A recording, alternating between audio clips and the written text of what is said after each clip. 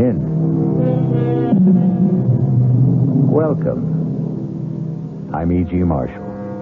Welcome to the sounds of suspense, to the fear you can hear. I have a story for you about a writer of books. We all know what it is to read a book. We all read, sometimes to learn, sometimes to pass the time, sometimes to experience a life unrelated to our own, and sometimes to surrender ourselves to the fantasies of a person we have never met and will never meet. But what is it to write a book? That's another thing altogether. But what difference does it make? All the difference in the world. Well, it's not as if it were real. It is real. Don't you see that? Well, it's not real life. It is real life. It's a life more real than yours or mine or any life that anyone will ever live. Well, how can you say that? It's just a book.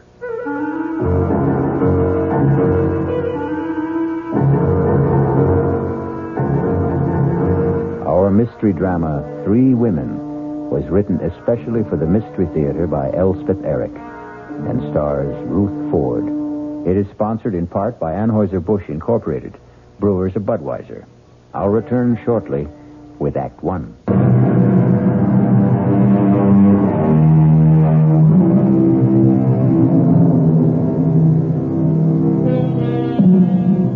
What is a book? 200, 300, 400 pages of words lying side by side in rows. That's all. Words we all know. Many of them we use. Nothing mysterious about the words themselves. But they are not thrown helter-skelter on the pages, are they? No, they lie there in a certain order, each one following on the one before. And who prescribed that order? Who put this word here and that word there? A writer. And this is the story of a writer named Stephen Lake and the book he wrote.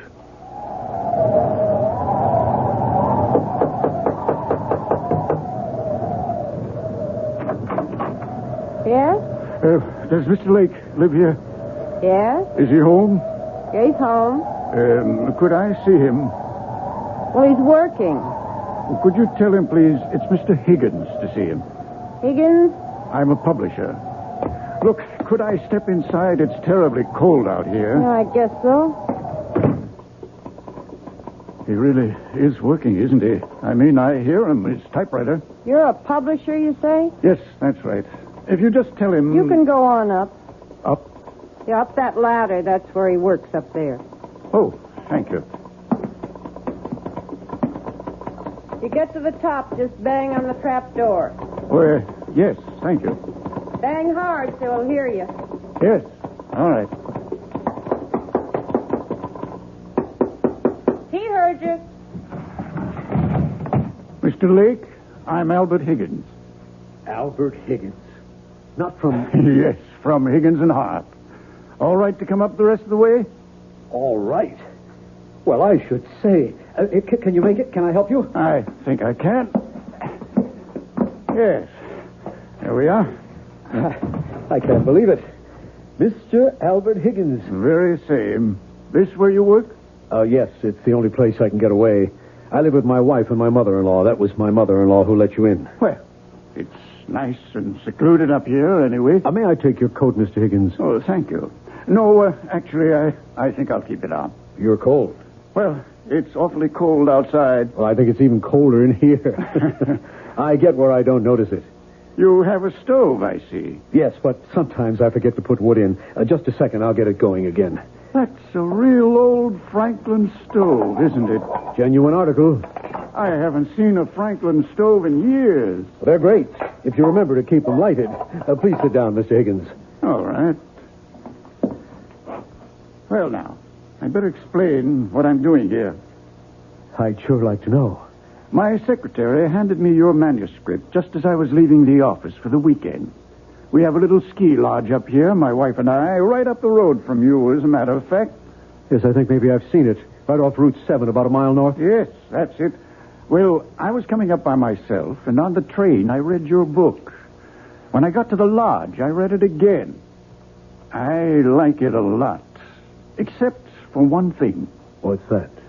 You've made one grievous error, Mr. Lake. Or may I call you Stephen? Call me anything. What's the mistake? You've killed off the most attractive character in the book.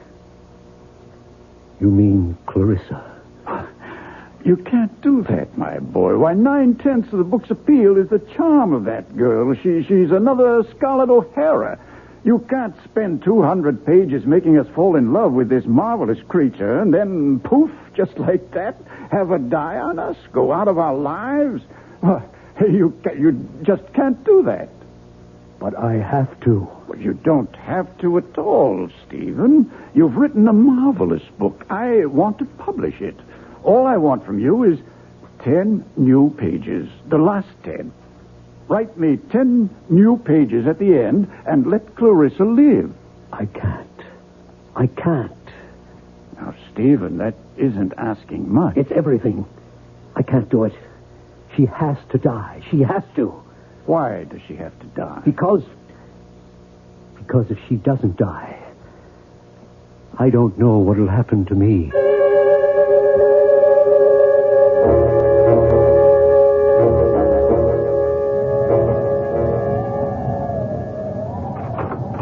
Mama?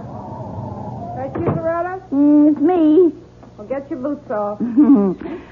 Dinner ready? Just about. Did you call Stephen? He gets so wrapped up in his writing. Well, he's not wrapped up now. Listen to him. He's thinking, Mama. He's walking up and down to help him think. Well, he can't be putting words down every single minute. He's been walking up and down like that ever since that man left. What man? Was somebody here? A Mr. Higgins. Higgins? Albert Higgins? From Higgins and Hart? I believe he did say he was a publisher. Oh, Mama, it was our last hope. You know, every other publisher turned down Steve's novel, and he sent it to Higgins and Hart. But Mr. Higgins was here? They were up there together for about 15 minutes, and then the great Mr. Higgins came tumbling down the ladder like the devil himself was after him. Very red in the face. Looked at me like everything was my fault and catapulted out of here. Well, you didn't ask Steve what happened? Loretta, when have I ever asked Mr. Genius-type novel writer Stephen Lake anything?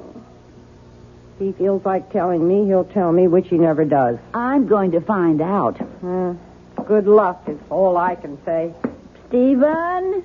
It's impossible. Absolutely impossible. Stephen! Impossible, Clarissa. I can't. Darling, are you all right? Loretta? Oh, you just get home? Mrs. McGinnis wanted her windows washed. Darling, Mama said... I don't want you washing windows. Stephen, Mama said there was a man here today, a Mr. Higgins. Albert Higgins.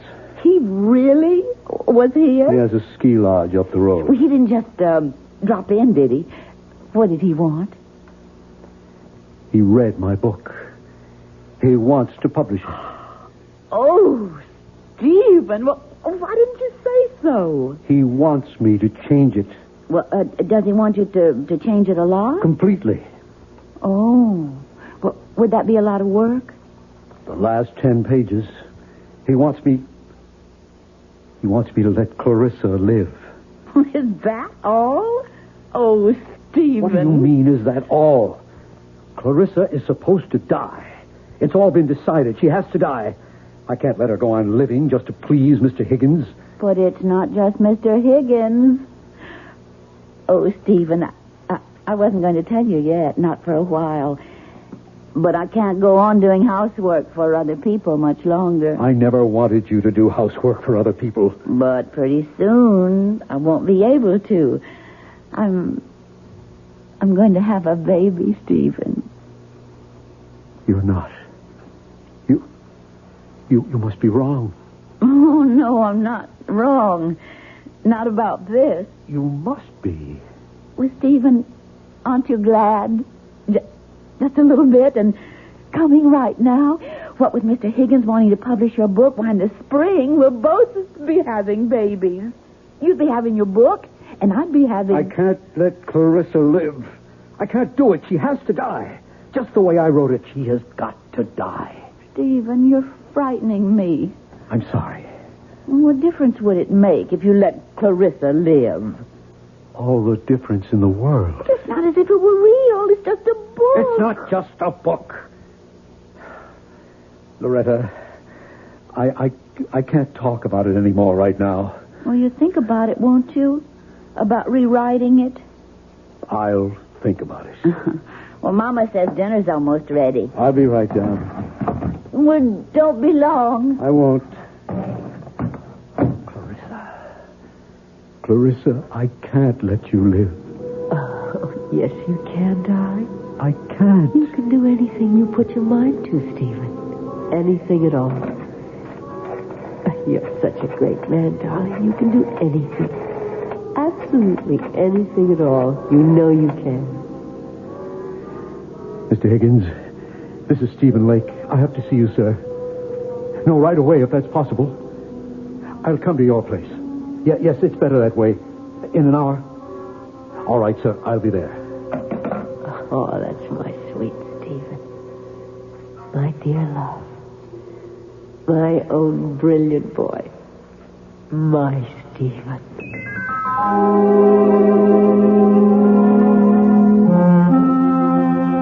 I'm glad you called me, Stephen. I must say I was a trifle perturbed at your outburst this afternoon.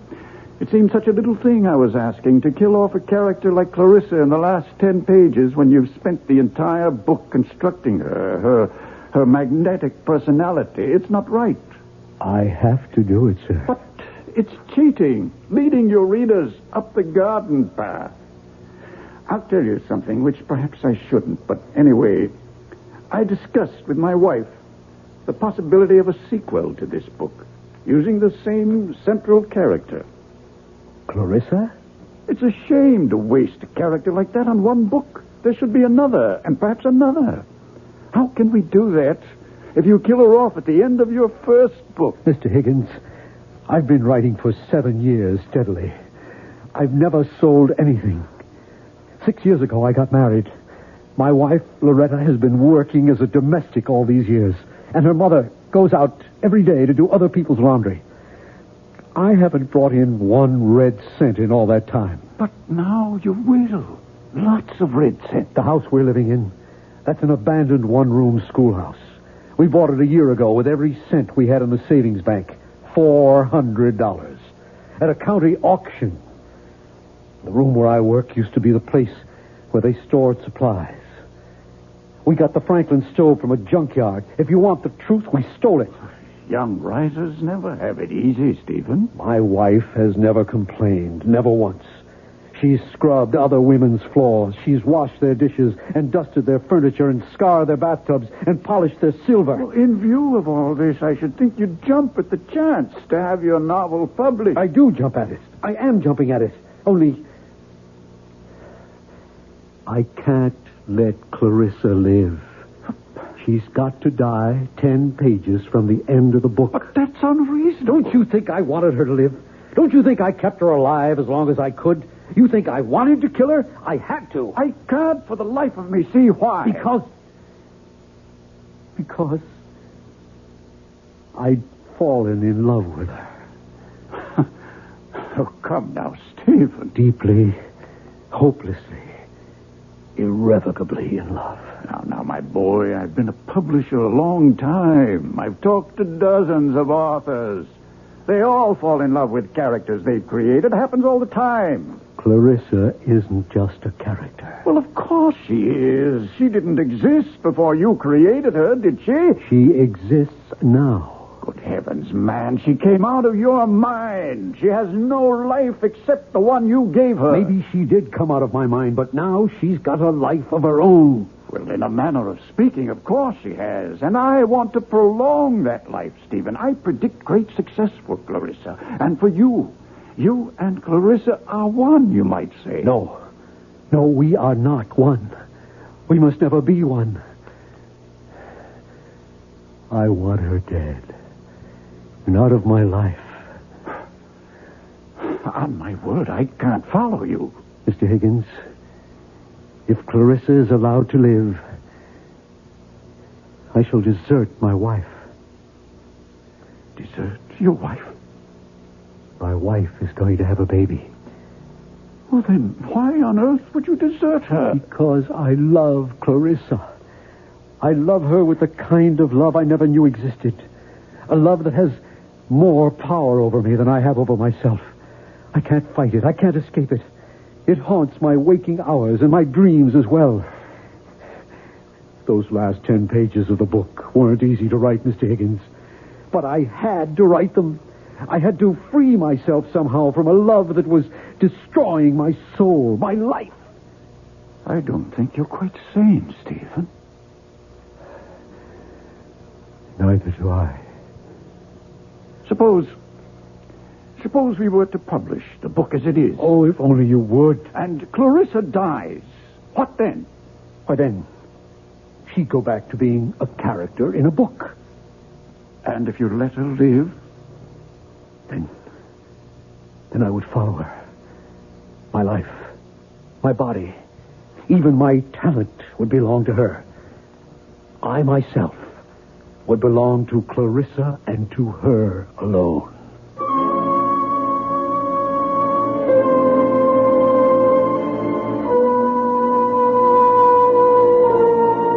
Everybody talks about love, but nobody does anything about it. Now here, for the first time, we have a man who wants to do something. He wants to kill the lady. It may not be the perfect solution, not one to be universally recommended. Still, it's something. We'll be back shortly with Act 2. It was an American writer who said it, and not so long ago. Novelists, whatever else they may be, are also children, talking to children, in the dark. Listen with me now to the second act of Three Women. Stephen is talking to Clarissa, a character he created in one of his books, in the dark.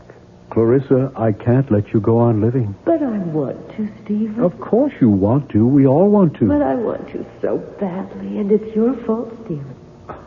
Why is it my fault? Because you gave me such a wonderful life in your book. I enjoy it so much. I can't bear the thought of giving it up. Neither can I. Neither can I.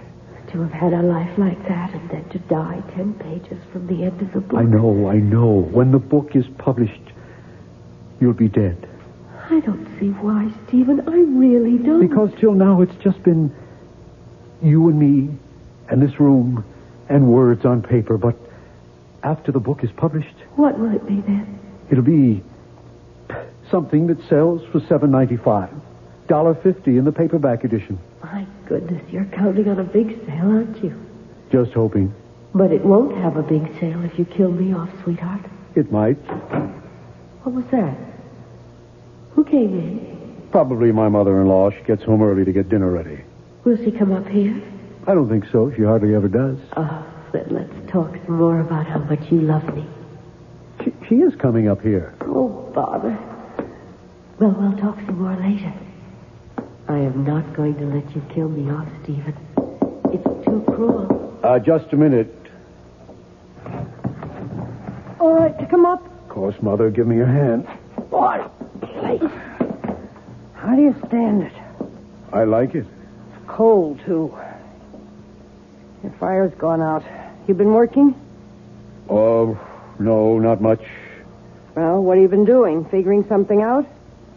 Well, trying to. Figuring out what to do with the last 10 pages of your novel? More or less. Stephen, it's not up to me to tell you what to do. Then don't. I don't know one book from another, but this book of yours, it's a novel, isn't it? It's a novel. About made-up people, right? Yes. So what's the difference? You can do what you want with made-up people. They can live as long as you're alive to write about them. True? Is that true? Yes, that's true. So, if Mr. Higgins says you should let this character, this Clarissa, go on living, what's the difference? Let the lady live. Who cares? Also, and I don't mean this as a reproach, we can use the money. Believe me, I know that. So, if a little lady is worth more alive than dead, I say let her live. Yeah. Not a lot of work. The way I understand it from Loretta, I mean, you don't have to write the whole book over. Just the last 10 pages. Well, what's that? You can knock that off in no time. Well, I better be getting on down and get dinner started. It'll be ready in about half an hour. I'll be down.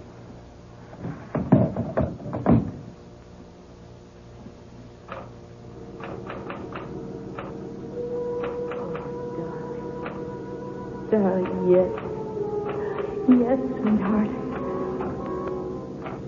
The cold hand I held, wet with my tears. Oh, Stephen, that's beautiful.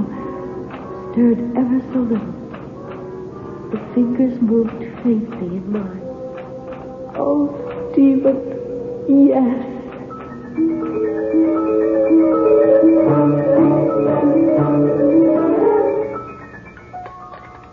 That was a very good dinner, Mother. How would you know? You hardly tasted it. Well, what I did taste was awfully good. Nobody's going to eat any more. I'll clear. Well, let me help, dear. Oh, don't be silly, Mama, and I'll finish up. You go back to work if you want to. Well, all right. I guess I will.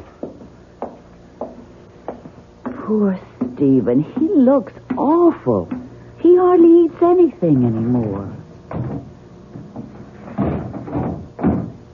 I had a talk with him today about changing a book. What did you say? I said, what's the difference? Character in a book can be alive or dead. Who cares? Stephen cares. Well, why should he? Oh, Mama. He's a writer. Writers care about these things. It has something to do with, artistic integrity. You think maybe somebody's putting things into Stephen's head? Artistic notions, things like that? Who would do that? Mr. Higgins wants him to change the book. I wasn't thinking of Mr. Higgins. I was thinking of some woman. What woman? I don't know what woman. I don't suppose I should say this, but lots of times I hear him talking up there. Oh, Mama. Steve talks to himself all the time when he's trying to work things out. This isn't talking to himself. This is talking to somebody. There's a big difference. And another thing, that mattress he has up there, it looks to me like there's two people been lying on it. Mama! All right. I told you I shouldn't say it. Now I'm sorry I did. He didn't seem very happy about the baby. I should have kept my mouth shut. Oh, that's all right. You finish up the dishes. I'm going up to talk to him. Don't say I said anything. Don't tell him we've been talking. I won't. Yeah, just a second. I'm not disturbing you, am I? Of course not. Well, I didn't hear the typewriter, so, Stephen, do you love me? What kind of a question is that? It's the kind of question wives are always asking, even if they never say the words. Yes. I love you. Are you glad we're going to have a child? Yes. Yes, I'm glad we're going to have a child. Well, ask a straight question, you get a straight answer. That's the way it should be. So, I'll ask you another one. Why don't you want to change the book? Loretta, I just don't. Well, it's not a straight answer. I know it isn't. I just can't. Stephen, I'm going to ask you another straight question. Are you interested in some other woman? Interested? No. Because if you are, I'll go away. I don't want you to go away. I'll go away and have the baby someplace else. Till you get over this other woman, then I'll come back. Or if you don't get over her, I'll stay away. Oh, Loretta. Stephen, can you swear to me that there's no other woman in your life except me? Can you promise me that?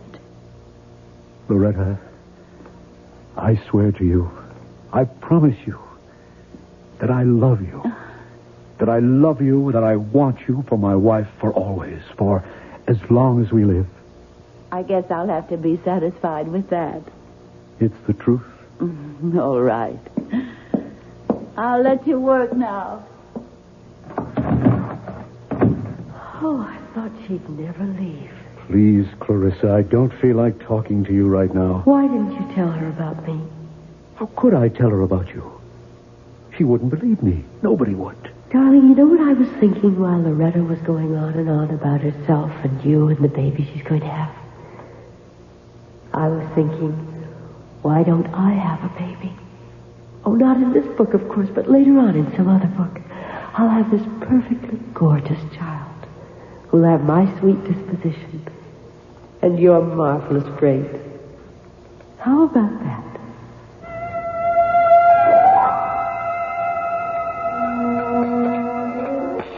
Mama, I asked him if there was somebody else, another woman. Oh, well. He said he loved me and wanted me for his wife for as long as we live. Well, I still hear him talking up there, and it certainly sounds to me like he's talking to somebody.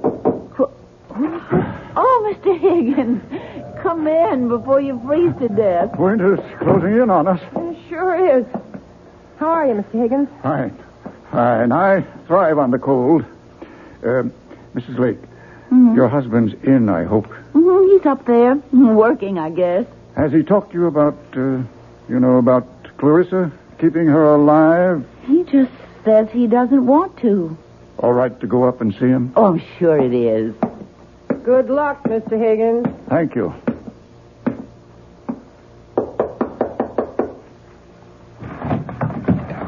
Oh, Mr. Higgins.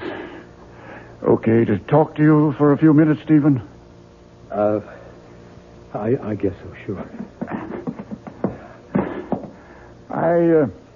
I thought I'd like to see how you're getting along. I'm not. You haven't done any work? None at all? Oh, a few pages. They're over there next to the typewriter. Okay to have a look? If you want to. Mr. Higgins, if you're here to talk to me about letting Clarissa live. I most certainly am. But I'm not sure I can take it anymore. My mother-in-law is talking to me about it. My wife talks to me about it. Stephen, this is very good so far. And the hardest thing of all is Clarissa talks to me about it. Do you know what she wants now? She wants a baby. My baby. We could probably work in a baby later on. Mr. Higgins, if Clarissa has a baby, am I going to love it more than Loretta's baby? Stephen, these pages are very good. Now write the last couple of pages. I've got to kill her off, Mr. Higgins, and never write about her anymore. Never. Oh, now, Stephen, stop it. Calm down and try to be reasonable. I can't be reasonable. I love my wife, Mr. Higgins. I want to live with my wife and our child. I can't live with her and Clarissa, too. No, Mr. Higgins. Clarissa has to die just the way I wrote it in the first place. If she dies in this book, then I can't write about her anymore. And if I don't write about her anymore, she won't exist. Stephen, I won't publish the book if Clarissa dies. I've put it to you straight. Don't you think you owe it to your wife, to your mother-in-law, to yourself, to make this little concession? Concession? What will happen to them if you don't? What will happen to them if I do?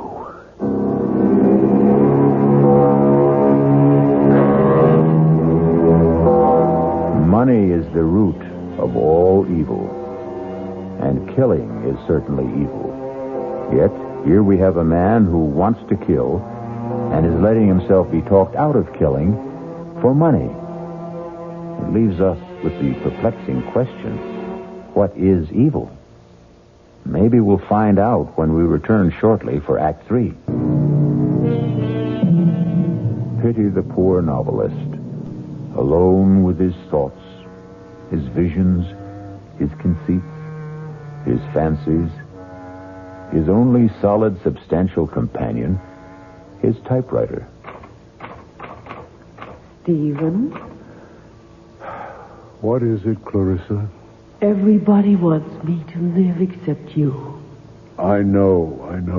And you're the one who loves me. I know. Nobody else even knows me. Except from reading the book, and that's not really knowing. Clarissa, I wish you'd let me work. How am I doing? You're living. Oh, Just barely, but you're living. I thought I was. Because I was feeling so warm and loving about you.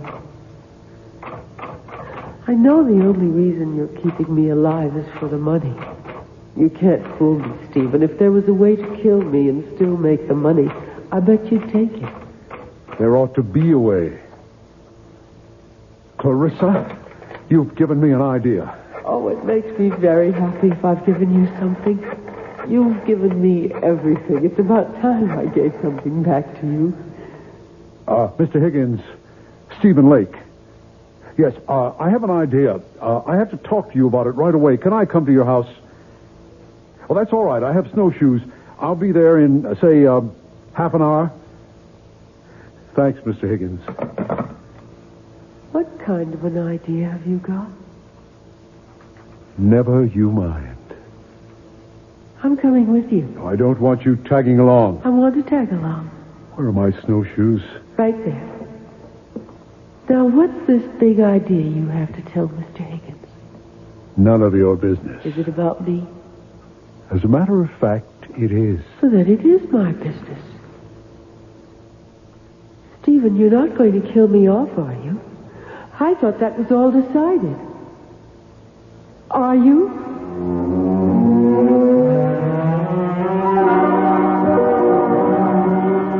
Now, my idea is this, Mr. Higgins. I'll finish up the book just the way you want it. Good. Clarissa stirs and comes to life. Whatever it was she was dying of, she only went into coma, etc., etc. I'll work it out. I'll give you the book in a couple of days, maybe by tomorrow. Good. Then, if you still like it... Oh, I like it. It's yours. Only, I want it in my contract that whatever money the book makes goes to my wife. I want her to get all the proceeds. But it's your book. Why, I just happened to write it, that's all. And writing it, I nearly ruined my wife's happiness and my own. I don't want any money for that. Stephen, it seems to me that you're simply feeling guilty about your feelings for Clarissa. I am. Guilty as hell. And about the other books, the ones after this one. You're not going to tell me you don't want any of that money either. I want somebody else to write those things, not me. You're joking. Mr. Higgins, I've got to get Clarissa out of my head. And the only way to do that is to put her into somebody else's head. Let somebody else keep her alive, not me. Well, I suppose we could find a ghostwriter, but at least let me have those last 10 pages with Clarissa alive. Mr. Higgins, you'll have them. Tonight.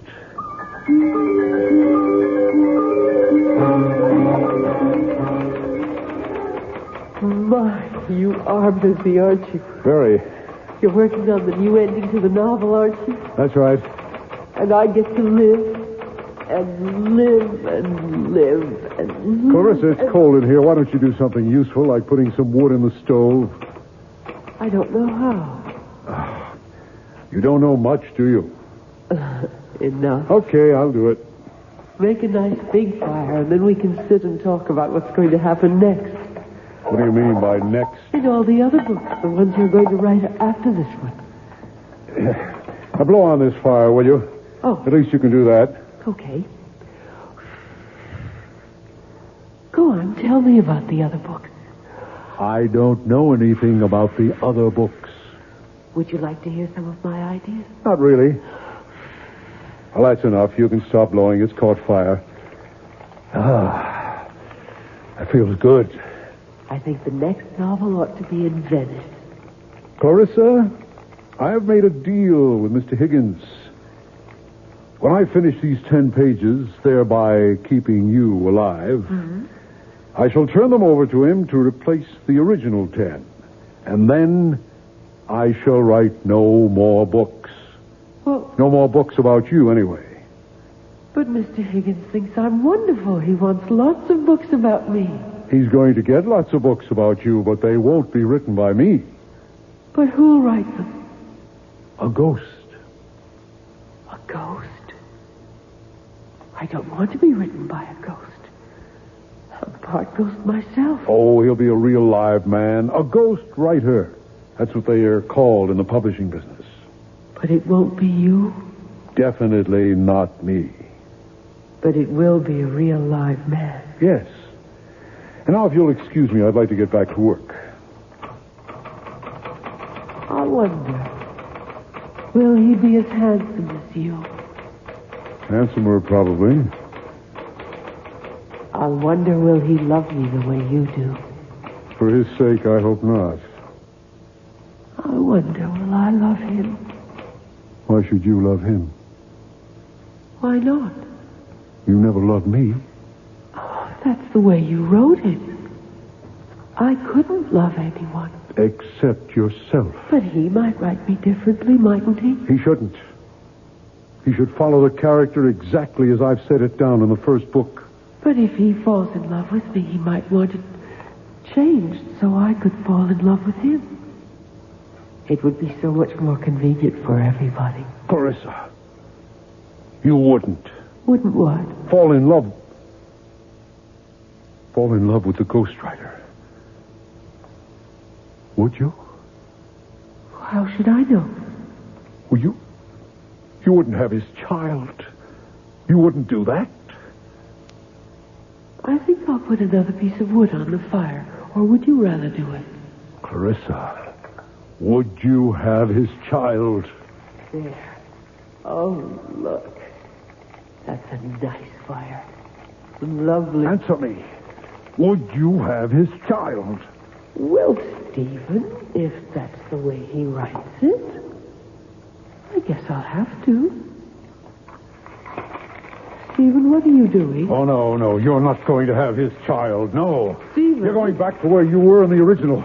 You're going to die 10 pages from the end of the book. You're not going to burn the new pages, Stephen. You're not. Don't. Help! Help!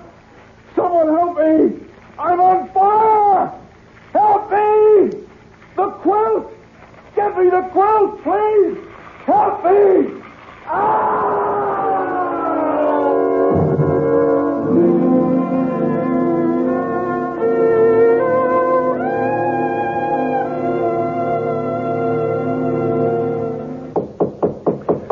I'll get it, Mama.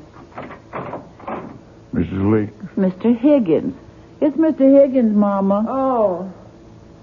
I haven't seen you since the funeral, Mr. Higgins. Thank you for the beautiful flowers. May I come in for a minute? Why, of course. Come in. Would you, like a cup of tea, Mr. Higgins? I was just about to put the kettle on. Thank you, no, Mrs. Lake. I haven't wanted to intrude before this on your grief. Such a terrible accident. Mama and I can't figure out how it happened. You know, Stephen knew that Franklin stove so well. He'd used it for years.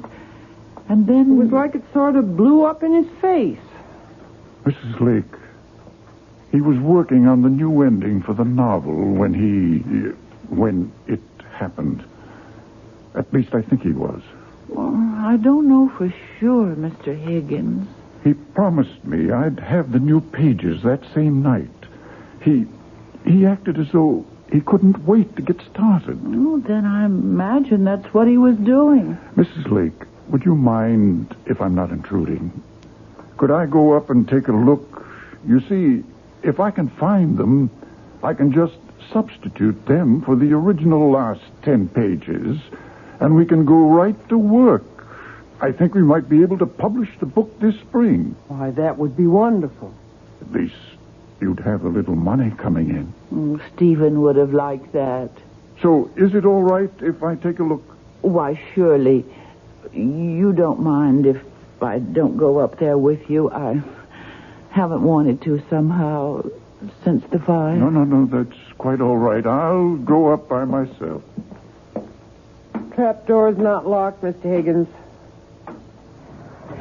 Make it all right? Yes. Thank you. Fine. Oh, I suppose I should have cleaned up that place, but I just couldn't. No hurry. When the time comes, I'll do it. Never entered my head to look for those 10 pages. Oh, never mind. Mama, if he finds the pages and publishes the book, and if it's a success, that'll be nice, won't it? Mrs. Lake. What is it, Mr. Higgins? You found them? I found something. I found these 10 pages. Oh, thank the good Lord. All neatly stacked beside his typewriter. Oh, I'm so glad, Mr. Higgins. Glad.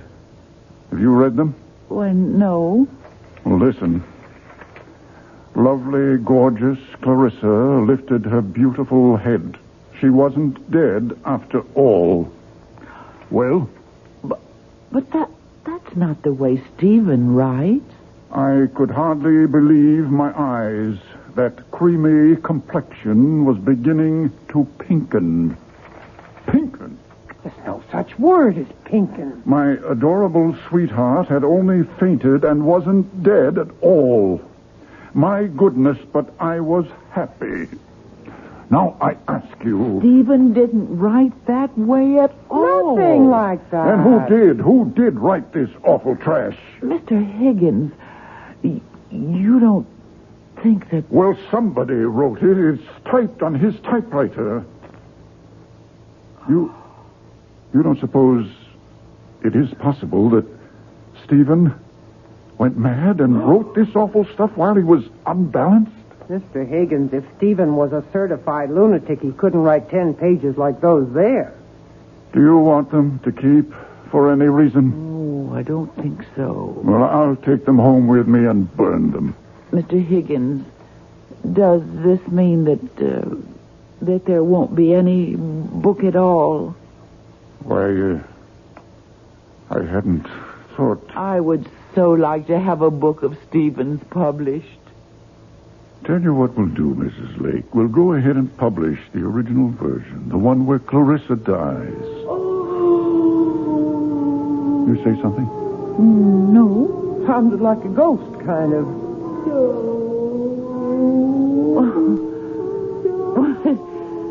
It really does sound like a ghost. Must be the wind. Huh. Well, I'll be getting along. And don't you worry, you two. There'll be a little money coming in. It's still a good novel, even with Clarissa dying. Too bad, though. I'd hoped Clarissa would have a long and happy life, but such is fate.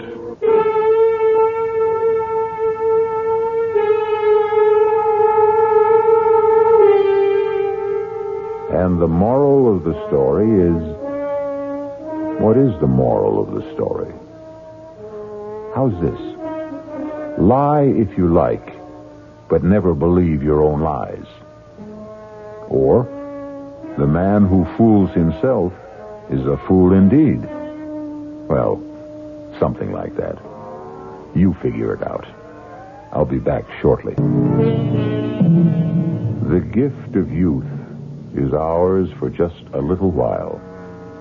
Fame is capricious, and money slips through our fingers. Health is a godsend, subject to recall. Even the benison of love can elude us, or it can wither in our hearts.